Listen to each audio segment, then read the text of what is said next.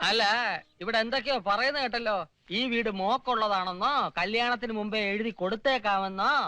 അതിനെന്താ? അതിനെന്താ മാങ്ങാ തൊലി. ഇത് താവഴി സ്വത്താണല്ലോ. അങ്ങനെ വരുമ്പോ രേണുകയ്ക്കും രാജേഷിനും ഈ വീട്ടിന് അവകാശമുണ്ട്. രാജേഷ് മൈനറാണ്, ഒപ്പ് വേണ്ട. രേണുകയുടെ ഒപ്പ് വാങ്ങിച്ചു ആവോ? മനസ്സിലായില്ലേ? രേണുക എന്ന് പറഞ്ഞ എന്റെ ഭാര്യ, അമ്മാവന്റെ മോള്. ദോ മഞ്ഞ സാരി.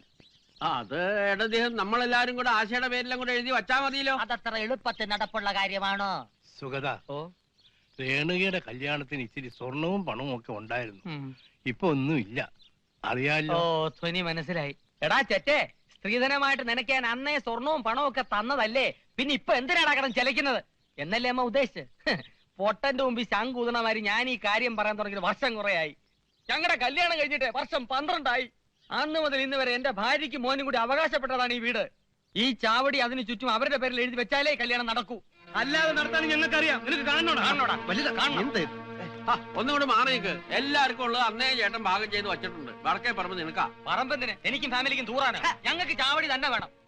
സ്വന്തം നാട്ടിന് സ്ഥലം മാറ്റം വാങ്ങി പെട്ടിയും പ്രമാണമായിട്ട് നാണമില്ലാതെ ഭാര്യ വീട്ടിൽ വന്ന് പൊറുക്കാൻ തുടങ്ങിയപ്പോ ഞാൻ പറഞ്ഞതാ ഇത് കോടാലിയാവുന്നു. പള്ള നിറച്ച് കള്ളും കുടിച്ച് തെമ്മാടിത്തരം കാണിച്ച് അനിയന്റെ ആസ്വനം താങ്ങി നടക്കുന്ന നിന്നേക്കാൾ അന്തസ്സുണ്ടാ എനിക്ക്. ആ വഴി പ്രകാരമുള്ള കിട്ടിയേ തീരൂ. താവഴി പ്രകാരമാണോ തന്തവഴി പ്രകാരമാണോ ഞങ്ങൾ തീരുമാനിച്ചോളാം. നിനക്ക് സ്വന്തമായി തീരുമാനിക്കാനല്ല നാട്ടിൽ കോടതിയും പോലീസും ഒക്കെ ഉള്ളത്. എന്നാ നീ കോടതി പോയി മേടിക്കുന്ന തെണ്ടി. ഞാൻ സുഗതനാണെങ്കിൽ വാങ്ങിക്കോടാ അച്ഛട്ടെ. പിന്നെ